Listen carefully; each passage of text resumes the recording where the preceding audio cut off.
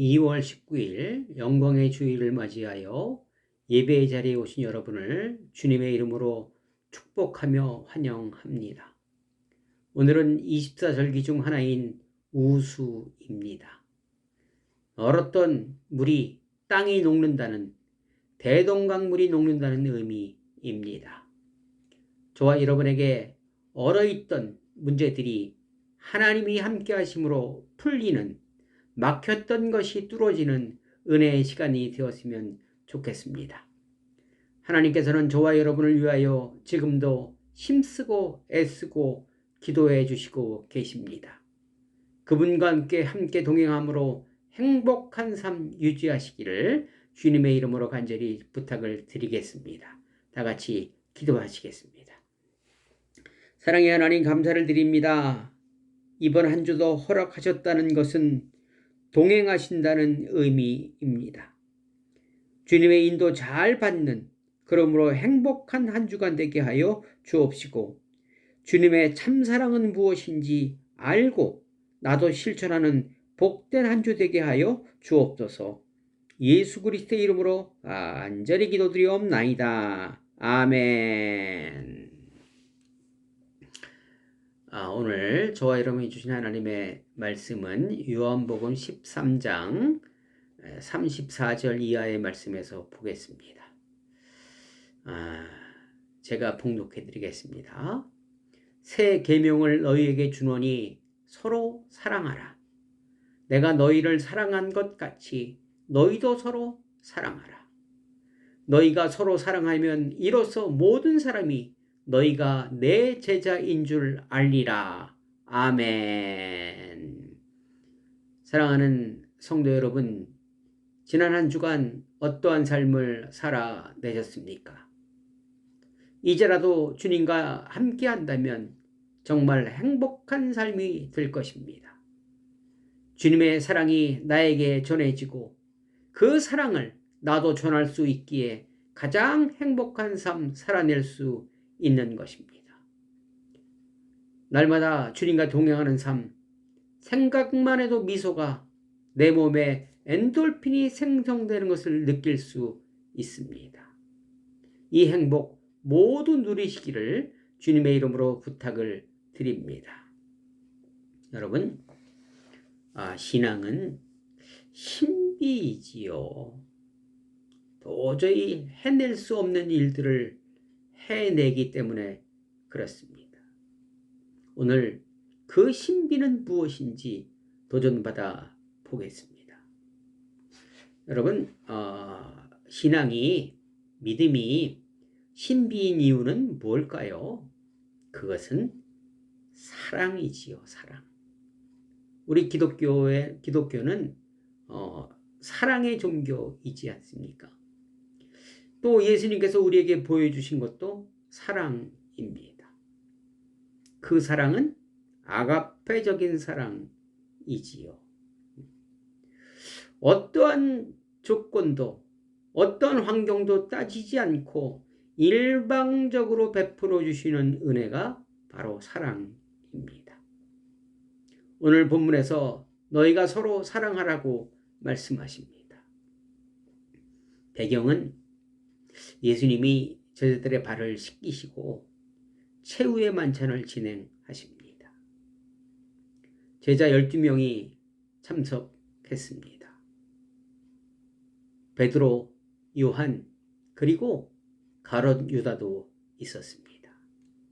각자 개성이 뚜렷합니다. 여러분, 우리가 복음을 전하는 데는 두 가지 종류가 있다고 합니다. 한 부류는 말씀에 순종하여 열심인 부류가 있는 반면에 또 한 가지는 자기의 영역을 넓히기 위하여, 자기를 위하여 열심인 사람들이 있다고 합니다. 가룟 유다는 예수님을 팔 계획을 가지고 있었습니다. 또 베드로는 당시 단순한 열정으로 예수님을 따라가고 있었습니다. 하나님은 모두 알고 계셨습니다. 그리고 모두를 사랑하셨고 모두를 위해 기도해 주셨습니다.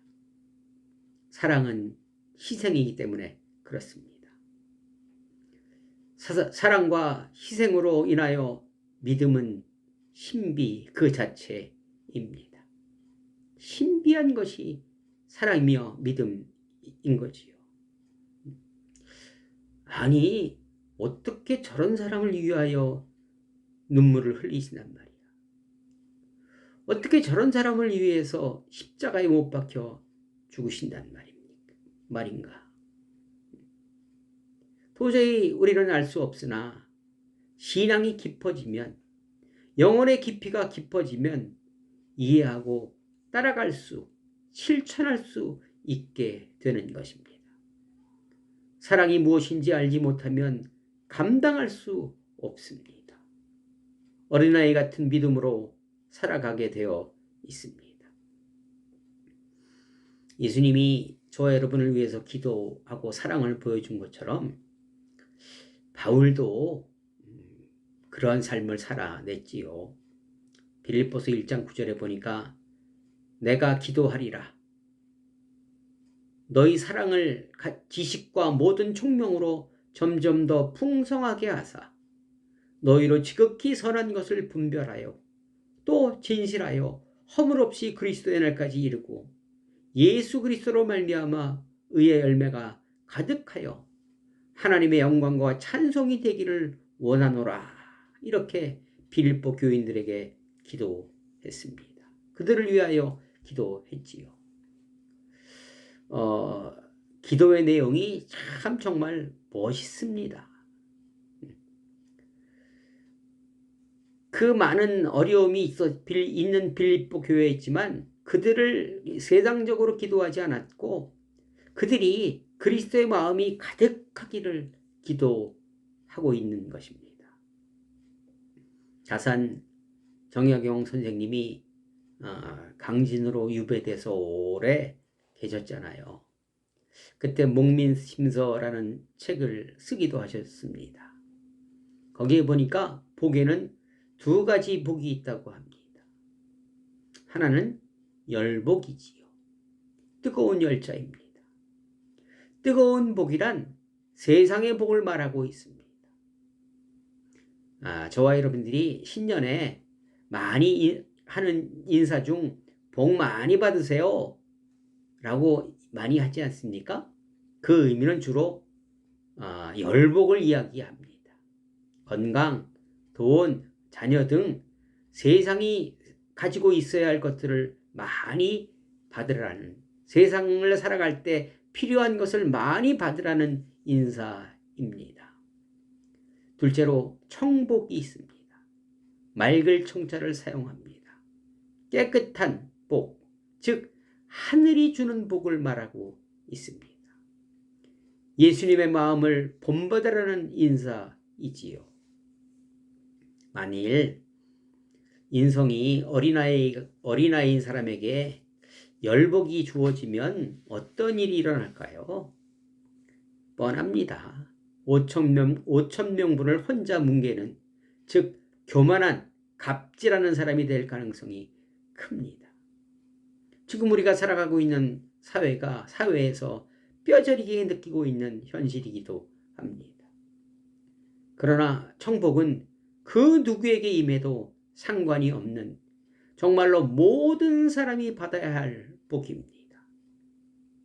청복을 추구하면 열복이 따라오지만 열복을 추구하면 청복은 날개를 내고 멀리 달아납니다. 바울의 기도는 바로 청복을 빌어주는, 모두가 행복한 삶을 살아가기 위한 복을 빌어주고 있었던 것입니다.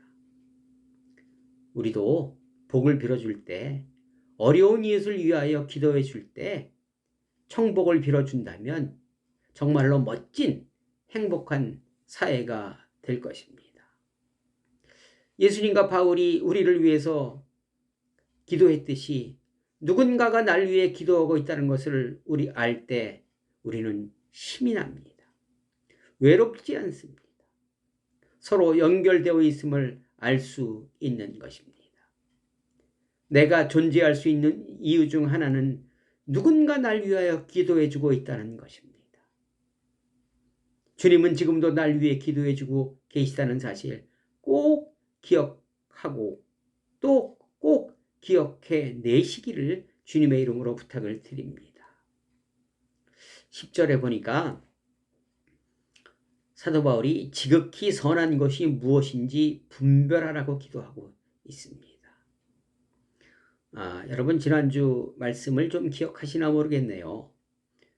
믿음은 새로움을 창조하는 것이라고 말씀드렸죠. 전도서 3장 11절에 우리에게 영혼을 사모하는 마음을 주셨다고 합니다. 영혼, 즉 하나님을 사모하는 마음을 이미 내 마음에 심어 놓으셨다고 합니다. 그 마음을 되찾는 것이 믿음입니다. 되찾으면 열복을 추구하던 내가 청복을 추구하는 삶으로 바뀌고 나를 위하던 내가 이웃을 위하는 더불어 살아가는 새로운 창조를 이루어낼 수 있기 때문에 그렇습니다.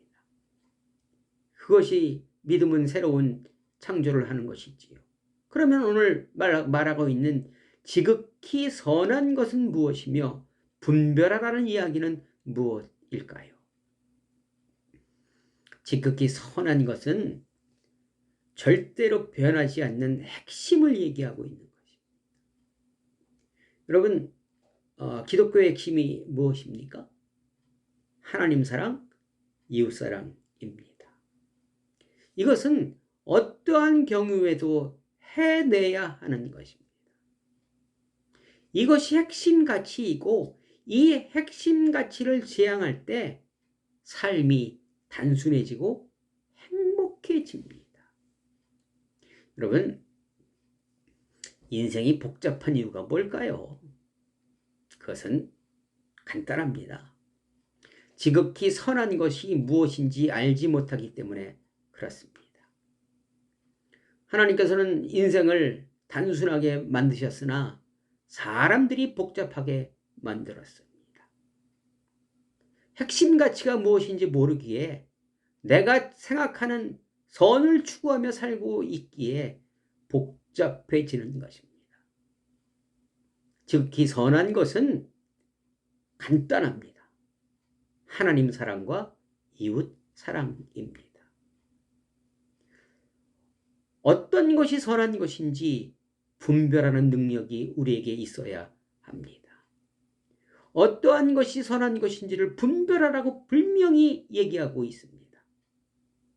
내가 이웃을 사랑하기에, 내가 하나님을 사랑하기에 내가 해야 할 일이 무엇이며 공동체를 위해서 무엇을 해야 할지, 해서는 안 되는 일이 무엇인지 분명히 분별해야 하라고 말씀하고 있는 것입니다. 지극히 선한 것을 분별할 때 우리는 허물없는 삶을 살아갈 수가 있으며 도덕적으로 비난받은 일이 없는 삶을 살아갈 수 있는 것입니다.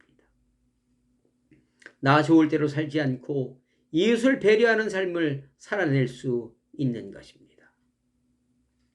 그리스도로 말미암아 의의 열매가 가득한 삶이 무엇일까요?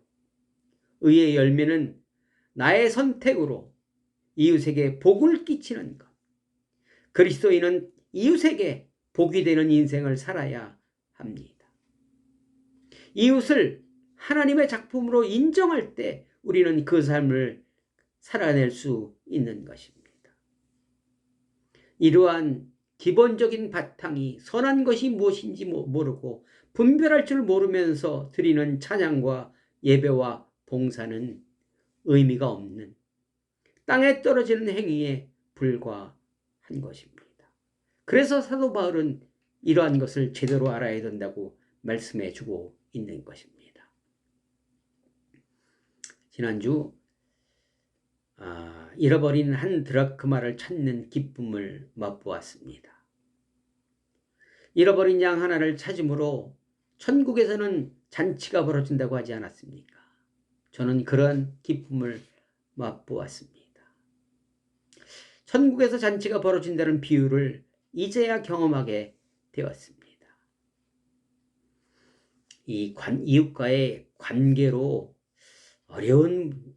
어려움을 겪는 분이 계셨습니다. 어려움을 준 분은 그냥 평상시 하던 대로 했지요. 지극히 선한 것이 무엇인지 몰랐고 알아야 될 분이 또 그러기에 그 상처로 인하여 그분은 주님을 떠나는 일이 발생하였습니다. 주님과 함께하는 삶은 버릴 것이 없지만 주님을 떠나서는 쓸 것이 없다는 말처럼 떠나니 힘든 나날이었습니다. 주님의 피눈물이 흘러내리는 기간이었습니다. 그분의 마음도 마찬가지였을 것입니다. 주님이 만져주시고 이웃들이 그분을 위하여 기도하였습니다. 마침내 새로운 터전에서 새롭게 시작하게 되었습니다. 주님의 품으로 돌아오니 버릴 것이 없었습니다. 새롭게 출발하니 생기가 돌았습니다. 마음껏 축복해 주었습니다. 요즘 많은 분들이 교회가 세속화되었다고 많이 걱정하지요. 세속화는 세상을 닮아가는 것입니다. 지극히 선한 것은 사랑과 희생입니다. 세상과 정반대 입장입니다. 여러분들은 예배를 드리면서 어떤 마음으로 예배를 드리십니까? 지극히 선한 것을 추구하는 예배이십니까? 예배를 통하여 나의 안정과 이익을 추구하는 예배입니까? 지금의 교회가 나의 안정과 이익을 추구하는 결과가 세속화입니다. 사랑과 희생은 어렵습니다. 실천하려니 손익계산서에 빨간 줄이 보입니다. 마음은 원이로되 육신이 연약합니다. 신앙의 연륜은 오래되었으나 아직 지극히 선한 것이 무엇인지 모르고 살아갑니다. 믿음으로 새로운 창조를 만들어내지 못하고 있는 것이 지금의 현실입니다. 실천이 어렵기에 기도해야 되는 것 아니겠습니까? 기도 외에는 능력이 없다고 말씀하셨습니다. 가룟 유다와 같은 사람들이 충만한 것이 지금의 세상이지요. 남의 불행이 나의 행복이 되는 세상입니다. 지극히 선한 것은 남의 불행이 내 불행으로 인식되는 것입니다. 그리고 함께 눈물을 흘리며 극복하는 것이 진정한 것입니다. 그리스도로 말미암아 형성된 코이노니아 사귐은 무관했던 사람들이 사랑과 희생을 통하여 서로 연결되는 것이지요. 그러나 사랑과 희생을 역이용하려는 사람들이 너무나 많습니다. 불쾌함을 넘어 상처로 나에게 돌아옵니다. 사랑과 희생은 지극히 선한 것은 내가 당한 일 자체가 아니라 그 일에 대한 나의 반응입니다. 그들에게 동의하지 않는 것입니다. 누가복음 23장에 백부장이 그된 일을 보고 하나님께 영광을 돌려 이르되 이 사람은 정령 의인이라고 고백을 하고 있습니다. 예수님의 고난을 보았고 진정 예수님이 어떠한 분이라는 것을 보았기에 고백할 수 있었던 것입니다. 예수님의 고난은 지극히 선한 것이 무엇인지 알았기에 맺을 수 있는 열매였습니다. 극심한 고통 속에서 주님을 바라보았기에 가능한 것입니다. 사랑하는 성도 여러분, 우리는 기쁨이란 단어를 많이 사용합니다. 어떠한 의미일까요? 히브리어로 시마라고 합니다. 이 기쁨은 곤경을 이기고 약속의 땅에 목적지에 도달했을 때 느끼는 감정이 기쁨이라고 합니다. 콜럼버스가 죽을 고비를 많이 넘기고 신대륙을 발견했을 때 감정이기도 할 것입니다. 고난과 어려움이 없이는 맛볼 수 없는 것입니다. 그래서 신앙은 신비입니다. 말씀에 순종하기 위하여 지극히 선한 것을 추구하였기에 눈물을 흘릴 수밖에 없으나 두려움이 변하여 내 기도 되었고 전날의 한숨이 내 노래가 되는 기쁨을 맛볼 수 있는 것이 신비이며 지극히 선한 것의 열매입니다. 나는 이런 기쁨이 있습니까? 여러분은 이러한 기쁨이 있으십니까? 이 기쁨을 맛보기 위하여 어떠한 어려움과 고난이 있었고 넘으셨습니까? 선으로 대할 때 악으로 돌아오는 쓴맛을 얼마나 보셨습니까? 얼마나 극복하고 계십니까? 기독교적 기쁨은 외부에서 유입되는 것이 아니라 내 내면에서 하나님과 함께함으로 말미암아 솟아 나오는 것입니다. 이 기쁨을 날마다 누릴 때 어느덧 저와 여러분은 예수님의 제자가 되어 있는 것입니다.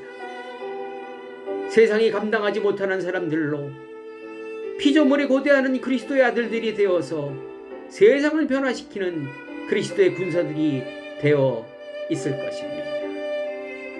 신앙의 신비에 지극히 선한 것을 추구하는 삶에 도전장 내시고 지금도 날 위해 기도하시는 주님의 도움으로 승리하시기를 주님의 이름으로 간절히 축원합니다. 기도하시겠습니다. 사랑의 하나님, 감사를 드립니다. 오늘도 도전받게 하시니 도전하게 하옵소서. 그리고 나를 통해 그리스도의 향기가 피어나게 하여 주옵소서. 이제는 우리 주 예수 그리스도의 은혜와 하나님 아버지의 극진하신 사랑과 성령님의 교통하심이 우리 모두에게 임하기를 주님의 이름으로 간절히 축원하옵나이다. 아멘. 여러분 감사합니다. 오늘이 우수이지요. 하늘과 땅에 매여있던 모든 것이 풀어지는 신앙의 신비 꼭 경험했으면 좋겠습니다. 제가 여러분들을 사랑한다고 날마다 매주마다 고백하는 것도 신앙의 신비입니다. 제 힘으로는 할 수 없는 일입니다. 빈말이 아닙니다.